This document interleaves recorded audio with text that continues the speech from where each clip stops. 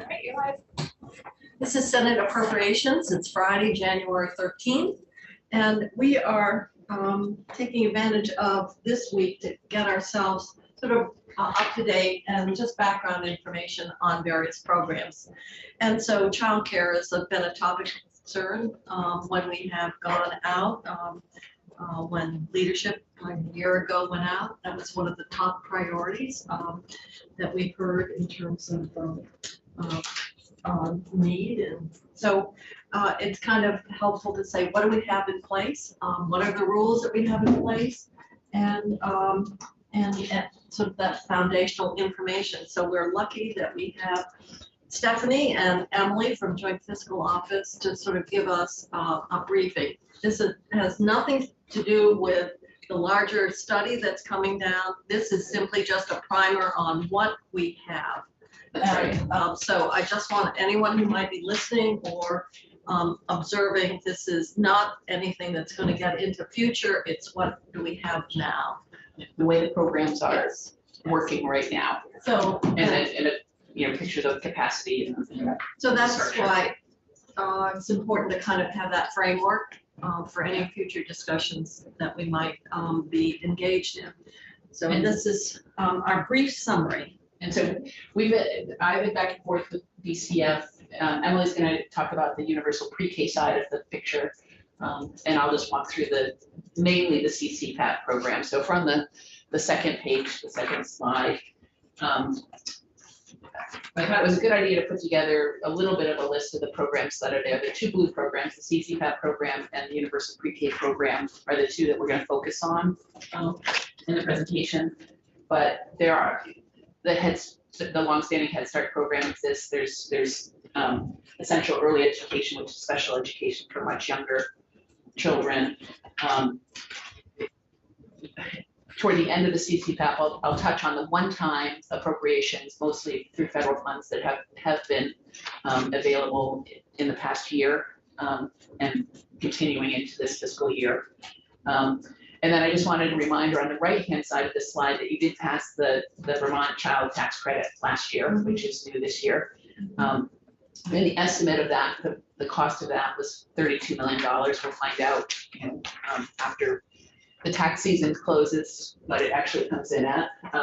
And that's $1,000 tax credit, fully refundable tax credit for each child under 5 by the end of the calendar year. So if your child turns 6 on December 31st, you're out of luck.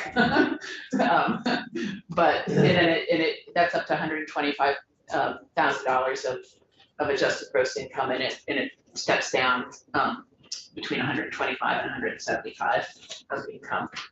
And then there's the underlying federal child independent tax credit, which is a smaller value item, and there is a Vermont piggyback on that. But we're going to focus. That's not a refundable. I don't think that's out of one. That's not refundable, and that's really important because the lower income people don't. If you don't have a tax liability, then a tax credit doesn't help you. My question is, say you do earn like 120,000 and you have 2 children. Yeah. So you get $2,000 tax credit.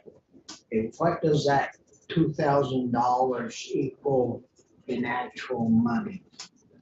How much would a person save if they do just lower your You get the full. Yeah. Well, the your credit phases down. So you said between 125 and 175.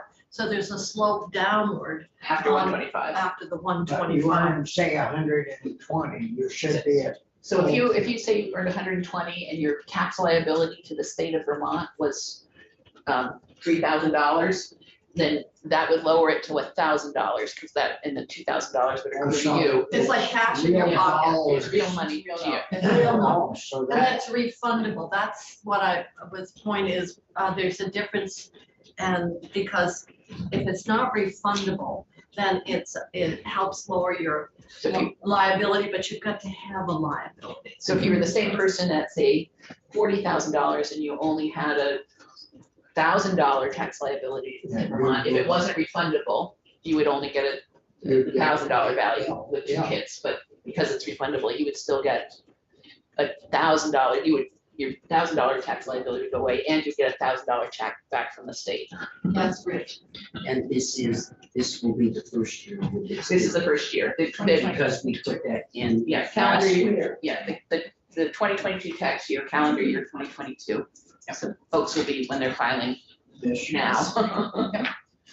Okay, other questions about that? So that was a significant, Investment that you made last year. so, So just to talk about capacity first before we jump into the program. What this the next slide, licensed and registered childcare capacity shows is the physical facility count currently of the types of providers. So we have public pre-K programs, licensed childcare centers. There's about 314 of those. They might offer multiple programs.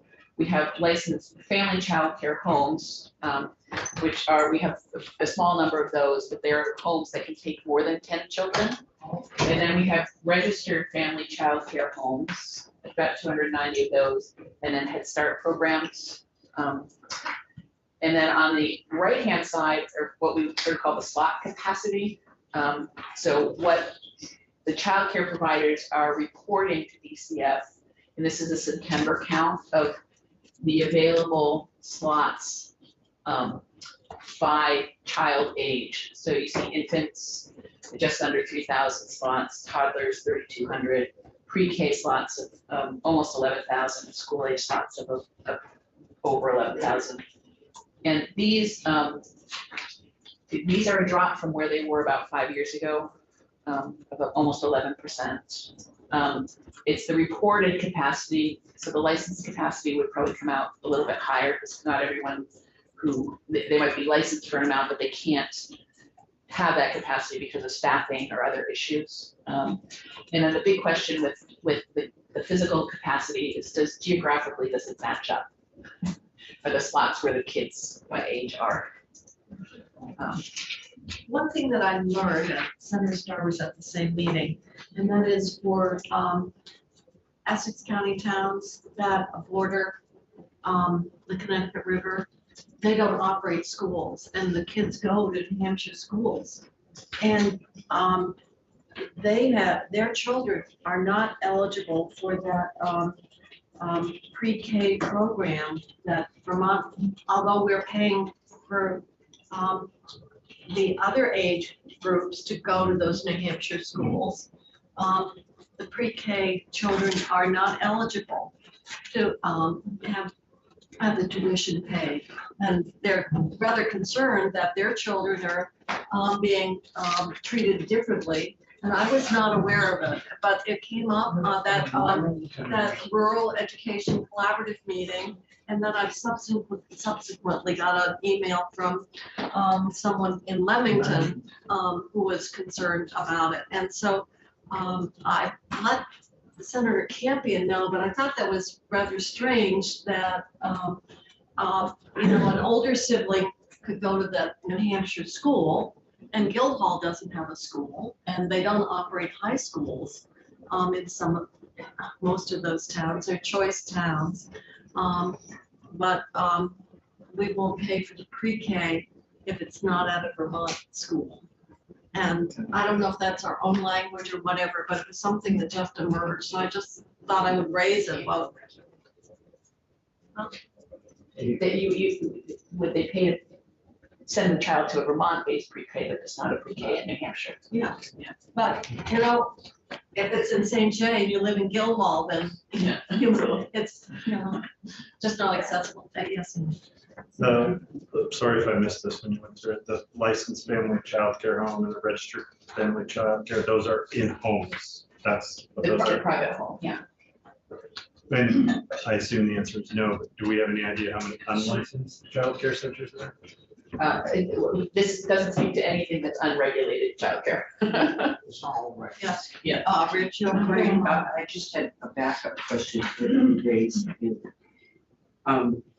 If the school district is a school district that straddles the line between Vermont and New Hampshire, They aren't a union school district like Rivendell or Norwich. okay, or like Canaan is with West Storage now.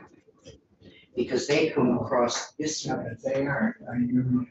They are a union, but Is it just tuition free? yeah, it's just tuition because their choice. Okay. But if you do have a district, it doesn't apply. Right.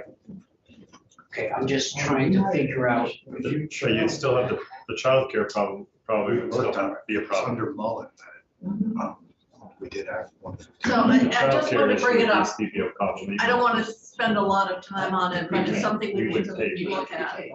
But it's only in a place. Maybe if they had a unified And district. and the kids are in New Okay. Hampshire. In that, exactly. Okay, I'm just trying to figure out. I guess if it was a if there pre-K, are those straddling That's what I districts. said. I guess it was a But those private. are official. There is one recognized. down by But I don't know what they do.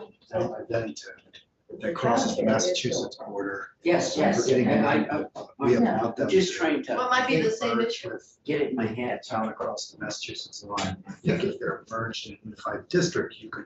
Probably do it. You could do it. If they have the pre-K, but Yeah. we couldn't do it private. And we'll try and find out. It may have to do with, because the pre-K programs have to also be approved or approved. Yes. So if you're Stanford and you send your kids to North Adams, and it's a district, it's okay, but if it's not, you aren't. I'm, But the pre-K. We should- We're not gonna solve it here. We will find out what the. I'm just trying to initiatives figure around out the scope of the pre-K. problem. I just know that it's an issue that I had not been aware of until this a few months ago. probably We relatively. can find out what the interstate act was What? 66. I said it's not a big number of kids, No. and it probably wouldn't be a big price tag to change it, but, there's other. No, I'm just trying to understand. Apparently, if you have a district, it's not a problem, so that, and a lot of the places where more of the kids would be, there'd be a district. So this is really probably a small number. Yes. The other thing, just to get back, just be sure to look, we're talking about licensed and registered childcare capacity. A couple of years ago, actually, Senator Westman asked for it, and that was to look at where care is being provided. And when you get into infant care, a large percentage of that care is actually relative provided, it's family provided. And I don't know where that report is, but it might be kind of interesting to look. Pull it out. But many families, because of infant care, you probably know very directly. Yep. That Or she will. families, Yeah. that families are a major resource in providing childcare. So let's go on to our financial assistance program. So CPCAP, the Child Care Financial Assistance Program, is at $62 million annual program. That's what's in the budget right now. It's a combination of general fund and federal child care development block grant funds that pay for the program. And it's the subsidy program in the Division of Child Development at DCS. It's also, that same division also does the regulation of the child care providers. The subsidy is a payment from the state to the provider up to a set rate that's based on a periodic market survey right now. And it depends on the age of the child and the program, whether it's a registered home, a licensed program, how many stars the program has. That determines what the top level of the subsidy will be for full-time, part-time, and also there's an extended time or specialized care is also part of this. I'm just wondering, the range from infancy to age 12, I'm assuming that up to age 12 is for somebody who's not going into the other educational This would tracks. be childcare after school, if you had 6 or 7-year-old that school is done and the summers for Up to childcare. age 12, okay. I think that's, yeah.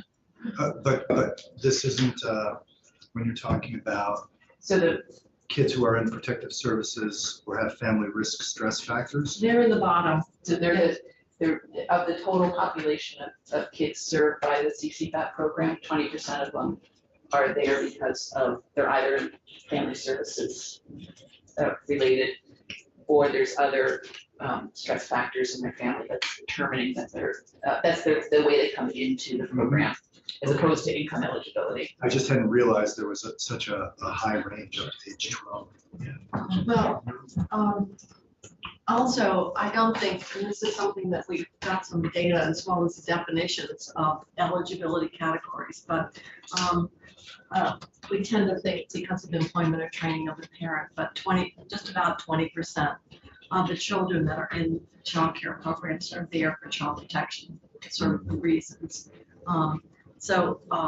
That is a pretty significant use of childcare settings for that reason, and that's to protect the children. And we're here, and that, if you look, I don't have the data, but the growth of the number of children who are there because of protected has grown. Some of the centers are saying that those children coming in from homes under those conditions really do require a significant amount of care in their behaviors, and the staffing demands are pretty significant in terms of what they're experiencing and how it's impacted their program. So I think that it's just important to remember that childcare is being provided with state subsidies for more than just employment or training. Is eligible children just the age, or is there something else that makes them eligible? Income, in family income. And the one thing about the child protection is that they pay a higher rate if necessary, and so some of the limitations that are with the other subsidized You'll see that's like Parent Child Center that runs a childcare program. A lot of their population might be the child protection population. There must be some reason that got capped out at the age of 12. I mean, there must be something that in the legislation why it went to the, that's a 6th grade, right? It might go even higher for disabled children as well, but if there's a reason. Else, in 6th grade, I had You a whole were string of babysitting. cows to take care of. So the other, You were just advanced. So, other And comments or change- questions? the changing demographics of this is quite great. The other place there's a significant growth is in the number of grandparents that have custody of their children.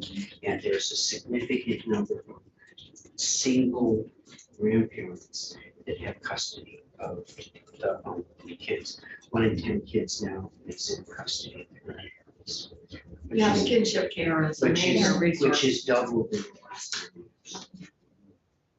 So, let's so the next slide. go to, the current CPAP So model. I laid out in this the model of the subsidy, and this, the blue, both the solid blue and the slightly mottled blue is the subsidy amount, and that band at the top is for a licensed full-time subsidy range based on whether it's infant care or school age care, whether it's 1-star or 5-star.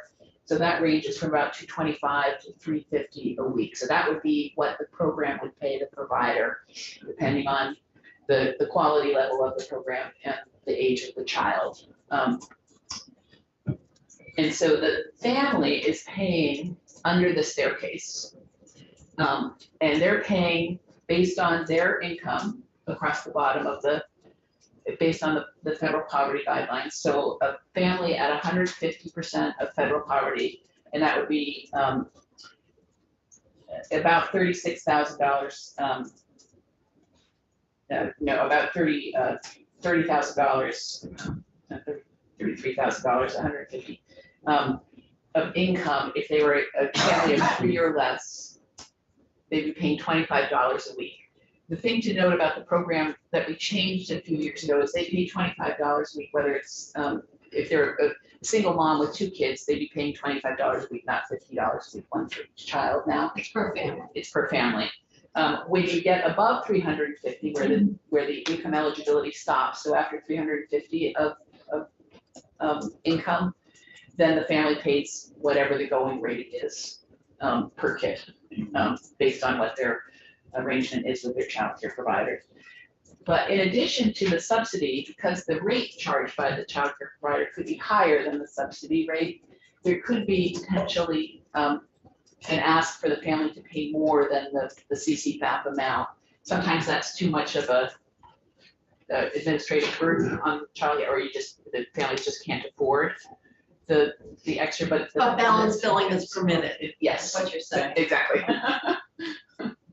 And so the market rate, or the charges out there from, in the universe of licensed providers could be higher, much higher than the 350 for infant care. You could find that, $450, $500, $600 a week of cost. And so that's what a family at 450 or 500 or more of income would be paying, as opposed to something closer to what the subsidy is. Just the purpose of this chart was to try and illustrate that. Different people at different levels of income, what they might be facing in terms of out-of-pocket expense. And where does that end at what? So the subsidy program, you're not eligible for the subsidy at 350. So about $80,000 of a family of 3. If you earn more than that, you're out. You're paying full freight. But if you're at 350, you're still being asked to pay $200 a week. And then the subsidy might be anywhere up to 350, depending on the age. If you had 3 children, is that with 3 children, right? So no, it's a family of 3. So Mom and 2 kids. a mom and 2 kids, or 2 parents and 1 child, or even a mom with 1 kid, because it's not a change by, there's not a 2-person. Anything less than 3 is. But if you had to pay $500 a child, and you earn $80,000, and you have 2 of them, So the that's first, $1,000 a week is going to go to childcare if you're at $1 or more. I mean, 80 grand so the person is like $1,500 a week. So you're gonna take $500 and go home. And the other 1,000 of yourself, well, you gotta pay your tax out of that. You ain't even gonna end up with $300. Well, this is part of what is leading to the whole discussion around childcare, or the economics are such that some parents say, I'm just not gonna, Go to work. I'm gonna stay home and provide the care, because by the time I do mileage and everything else, Clothes. I'm not that sufficiently ahead. And so a lot depends on individual circumstances, and if you're really lucky, you have your mother next door. Well, and that's why so many grandparents are leaving the workforce for working part-time to substitute. That's why 30% of the kids have some member of the family taking care of them. And 80 grand is way above the median average in Vermont. I mean, that's an exceptionally, Yeah, I think what is Pretty good median, job. about 64, you're something gonna like take that. $300 For the home and entire state, out yeah. of 1,500 a week. So let's go to page 6. So page 6, this is the actual rate chart from the department, from the division. And so you can see what the full-time, it's full-time, part-time, and extended time. This is what the chart of person coming, a provider would understand that they would be paid based on what the age of the child is, what the amount of care, full-time, part-time, or extended time, and what the quality or the STARS designation of the program would be getting for a subsidy. Whether the subsidy would be adjusted by that family share. So if it was a $350 subsidy and the family income indicated that they would be paying $50 a week, then the family would pay $50 and the subsidy would be $300. Is what the provider is still getting $350, and then it would be whether the provider's charges are higher than that, would they charge more? We had quite a bit of discussion about the move away from the STAR system as the measurement of quality. Are we still using that for the purposes of, I guess we are. This is as of July this year. All right. There was pushback last year. I do, that's why I'm raising the question. The next chart, is page number 7. This is just to give you a sense of the most current counts of children in the subsidy program and families. So and by income category, and I've lumped them together. Families that are between 200 and 250 pay between $50 and $100 a week. There are 726 children being served right now, or as of November, in the program from 651 families. So that just gives you a sort of array of the income out of the use of the program at a snapshot in time. Do these percentages mean anything to you? Do you have a comment on the bottom? So the 31 to 37%? So they were contextual for me because I wanted to understand. So when you look at the physical capacity chart number 2 that we first went through, understanding where when I think of the infant and toddlers, which you always hear that people can't find slots for infants and toddlers, that I wanted to understand how much of the subsidized universe is taking up of the capacity, the reported capacity of infant and toddler slots. That's the reason I put the notation here. So this is by income, it wasn't by age, so I just wanted to understand of these 6740 children, how many of them were infants and toddlers? And Is it just like a point of interest, or is it like, if it got over a certain or under a certain percentage, that would mean something? No, well, so for example, it means that you have subsidized childcare taking up 37% of the infant slots. That means that the infant slots available for the remainder of the children in that are, and so the other, I guess the piece that's sort of missing here is that if there's 1,000 infants, there's every year in Vermont, there's about 5,500 infants, kids born, except for 2021, which we had a 10% decline in.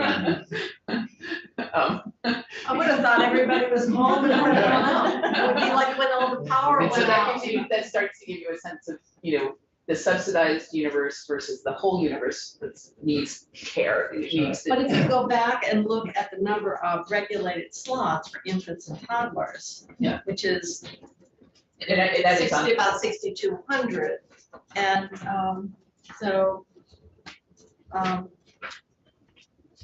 and if you're using 2,000 of the 62, it's still about the 30. It's still about that 31%. So we have about 5,500, you said, born each year? Our birth rate's very low. Our birth rate's Are very we low. down to 55? Not as low as New Hampshire. What? Not as low as New Hampshire. They're the only state lower than us. Yep. And they have twice the population. Are you looking per The rate. capita or? per The capita? rate. The rate. Great. So New Hampshire is lower. No, the They only don't ones. know how to have fun.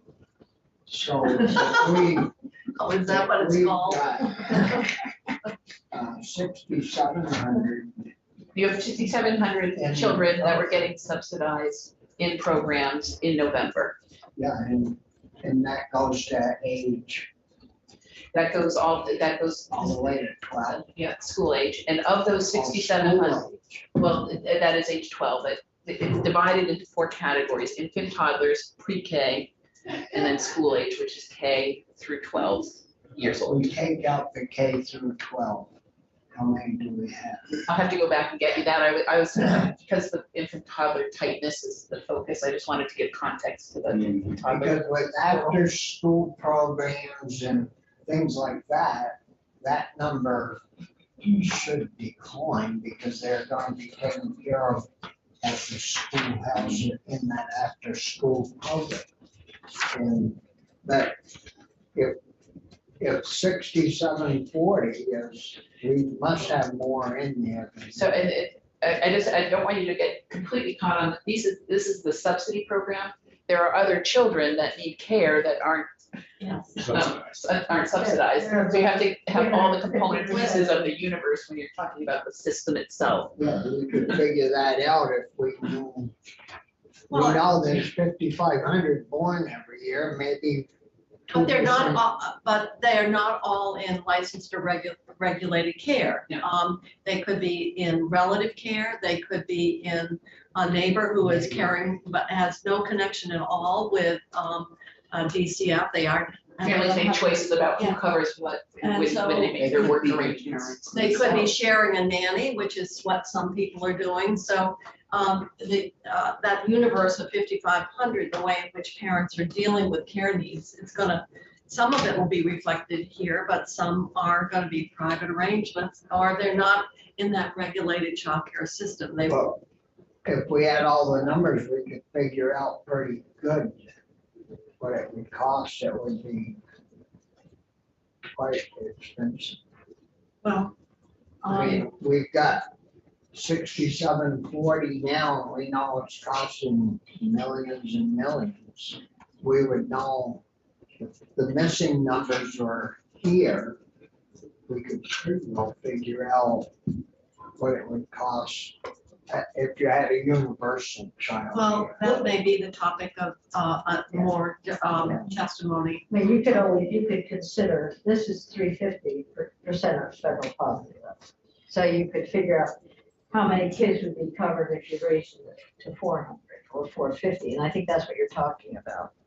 So you know what the cost would be for that, and Yeah, and then figure out, can you do If that? if they chose, regulated care. We do have a little bit of a challenge sometimes pegging our child population into income overall. Yeah. Especially above the levels that we know about from programs that exist right now. All right, Rich, you're gonna come, So our question. the CCFAP kids that are subsidized, and Yeah. you have that is 6,700. How many, And that's a snapshot, it does vary, how you know. many registered and licensed childcare slots are there? And back That's on the page two. previous page.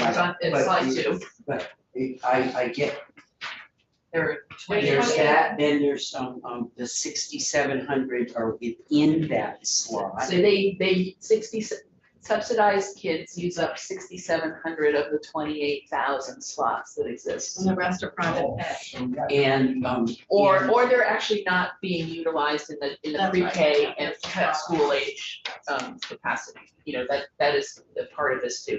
The utilization on the infant and toddler side that's why I focused on those notes. and is that on page 2 also? Page 2 is the total number capacity. of slots, That's on the or right the hand total side. number of kids. That's the, That's a total number of The regulated and regulated and licensed it's is the reported 28,000. capacity of the regulated and licensed providers. My question really is, as we started the pandemic, we had enough placements for 48% of the kids.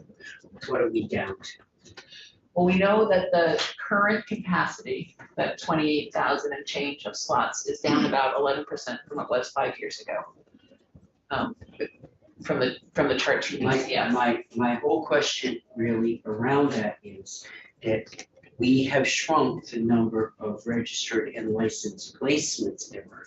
So there's issues here of how we educate the workforce that's in childcare, but also there are issues about how we open placements to get enough routes, because everybody that's having kids that is, that I know of that age now, starts looking for placements before they they even think about having kids unless it's a mistake. So it's a disaster for those in the number of placements. That's a different issue than how we fund what's existing in.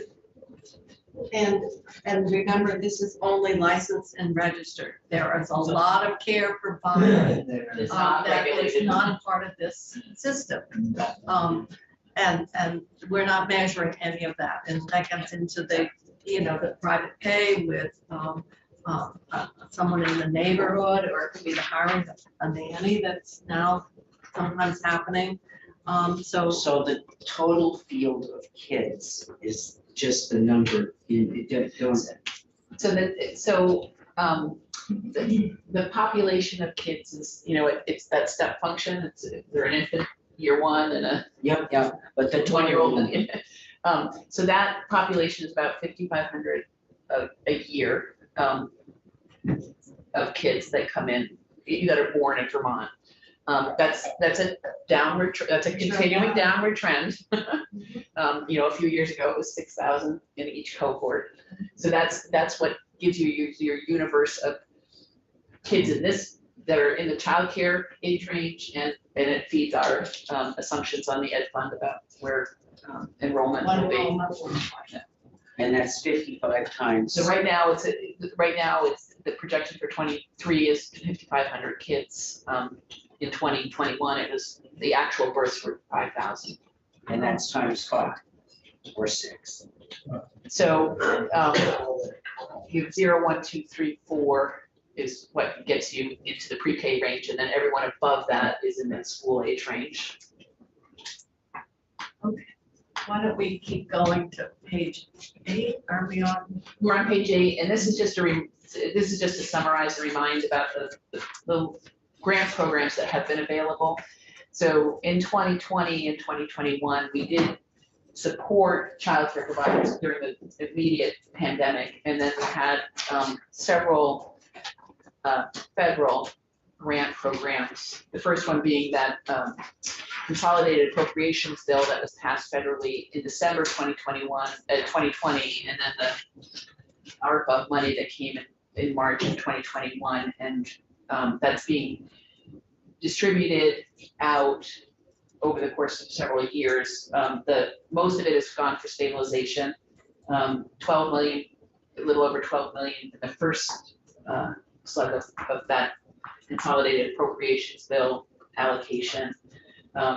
Childcare stabilization grants, those came through joint fiscal last year and updated this year in November. You did, the reason it's in blue is the $7 million of general fund money for, it was 6 million, you're seeing it go up, I think, in the budget adjustment to $7 million for the childcare workforce. Oh no, we switched it over from another piece of fiscal. It's $7 million that's for the workforce retention bonus program, and then another 18.3 of discretionary funding. Of that 18.3, 7.8 is also dedicated to workforce initiatives.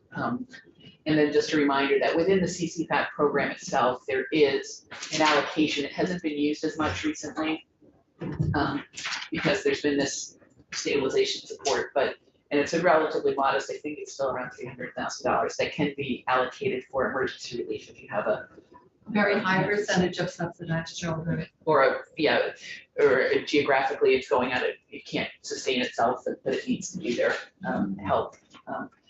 And that's sort of my conclusion of the picture of the childcare CCPAP program and what we've done so far, just to ground it. You had a question? Yeah, I mean, as we're going through this in particular, it would be helpful to know the outcomes and how, what the stabilization has meant, how many of those We do have a programs have report, don't we, on the survived. retention Yeah. bonuses and so forth. They will be coming, and I think as we go through the budget building process, that's the opportunity to come. To find out what the money really did. Is Yeah. that Where it went, what it bought. Yeah, And did it achieve the goals. the goals? Well, and I'm looking also at the pre-apprenticeship program, because it has improved that level of workforce, so it's so critical. On here is not the, is that the pre-apprentice, is that the one that we Rich, that you had, It is. put in place to really deal with, particularly career technical education. And there are program. 5 of them now, and they've had pretty good success at bringing people in. They aren't, I think, they're a little short on placements for the people that have requested, so it's something we may want to take a look at in the budget adjustment. So unless there are further questions, we'll move on to universal pre-K. First of all, I'll jump in here and just give a high-level overview of universal pre-K. So Act 166 of 2014 was the establishment of the universal pre-K program in Vermont. It covers 3, 4, and 5-year-olds not yet enrolled in kindergarten. Who can receive up to 10 hours of high-quality pre-K programming for 35 weeks per academic year. So aligning kind of with the school district. Hours over 10 are the responsibility of the family, but that can be paid for with CCFAP depending on the income of the family. So Emily, do some schools, I've heard, have full-time programs? Do they build those into their school budget? And we're, okay, we're jumping ahead.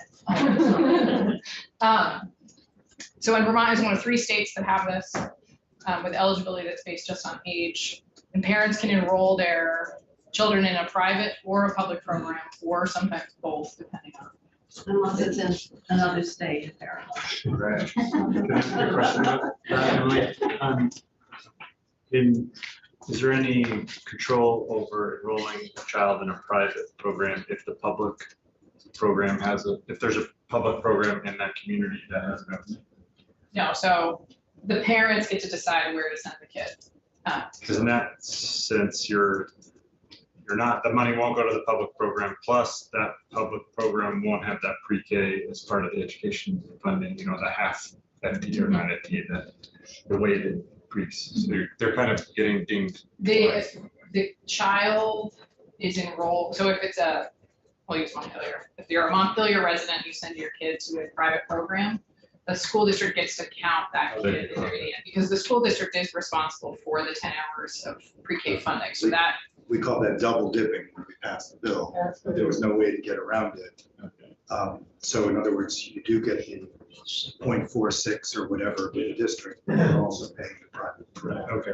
So, On the other hand, some parents might, because of their job or commute, they want to choose a setting other than the public school simply because of their own work site or Geography. yeah. So yeah, so the parent ultimately gets to decide where to send the 3, 4, or 5-year-old. And frankly, there was a lot of discussion, if my memory serves me correctly, the extent to which this new expansion could have a detrimental or a destabilization impact on the private delivery system. Childcare programs currently in place. right. So if we go to slide 10, this is just a sort of the universal pre-K funding for just about those private programs that we were just talking about. So it's funded, the 10 hours is still funded through school budgets. If a parent enrolls their child in a pre-K program, it's got to be pre-qualified. That isn't operated by the resident school district. So you can also enroll your kid in a pre-K program not in the school district where you live. Then the law specifies what the tuition is for those 10 hours. But that private program has to meet certain standards. Correct. Yeah. And so within school district spending in FY 2022, there was about $12 million that was paid in tuition payments for pre-K programs across the state. And so that 10 hours on the pre-K, like we have a public pre-K. So the school, if there's 15 kids here, 15 students, they get $48,000 from the state. The school district would to put toward that cost, and then the balance of the cost would just get folded into the state aid formula? This is the private. This is the private side. So this is if the childcare center was operating a pre-qualified pre-K program, they would be getting the $3,600 from the school district in which that child lived. And the family would be paying the differential, or the CCPAD program would be paying some of the differential to that program. That private childcare based program, not the public school based program.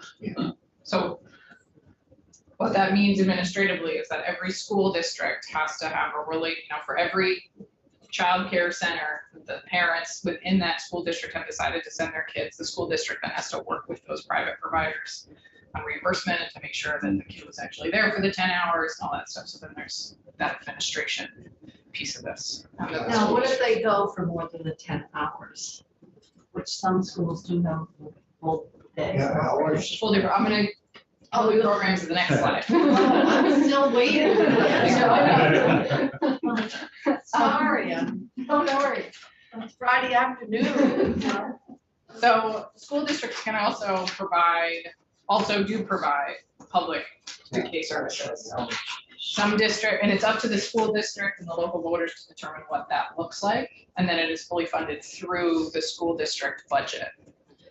So if you enroll your kid in the pre-K program operated by the school district where you live, the cost of the program is paid for by the voters. Now that program in a specific school district may only be 10 hours. It may be a full-time program. It depends on what the local district decides. So let me ask, then for the program that's in excess of 10 hours, is that still funded through the ed fund? It is. Yeah. It's just part of the overall school budget. Yeah. But I've never been really clear about how many school districts contract out and how many, and some do both. So it's a mixture of in-school on premises, it's in-school on premises and contracts with private, and some do mostly contracts outside. I think Burlington does most of the contracts outside. I know that they do on-site. I know they do on-site, but I think a majority of theirs is with existing providers, but I've never seen numbers about who fits in what categories. Yeah. So if we go to the next slide, if we have the best sort of proxy that we come up with. So in 2022, 3 and 4 year olds, there were about 7,500 kids enrolled. The average spending from the education fund from 2020 to 2022, so each year average was $60 million. If you look at the average per pupil spending. Does that include the 12 million to the private? Yes, that includes the 12 million. The average per pupil spending is $10,000. So that signals that some school districts are paying the $3,000 in tuition and others are paying much higher. And if you look at the little chart on the bottom, the scatter plot show the dots are school districts, which is the number of students enrolled on the x-axis, and the y-axis is the per pupil. So you can see there's a district with not a lot of students that's spending $35,000 per pre-K kid, and some that are doing, the ones that are more on the 35,000. That's what they reported. And it from a school district perspective, it includes, the cost of the teachers and their overhead and what they've allocated to that. Does that cost center. include any special needs? It might. Because I'm thinking maybe that's the reason for the 30. Some programs, may have like special ed teachers and some Yeah. others, different types of supports, but That's one student or one Well, school. Yeah, It depends like what, sometimes you get Included. a child with, really severe needs and their costs are through the roof. And they can get more from the state, but their per pupil spending looks. Quite a bit higher because of that. Well, they just have very few students and staff, you could get up to that amount. Yeah. So, One of the fastest growing areas for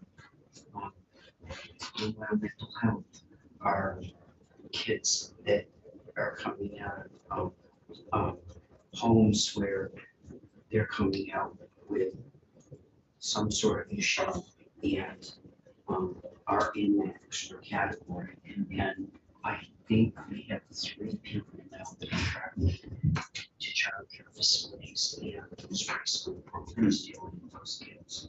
And this does not include all the way sort of like children's integrated services that are oftentimes serving kids in childcare programs as well.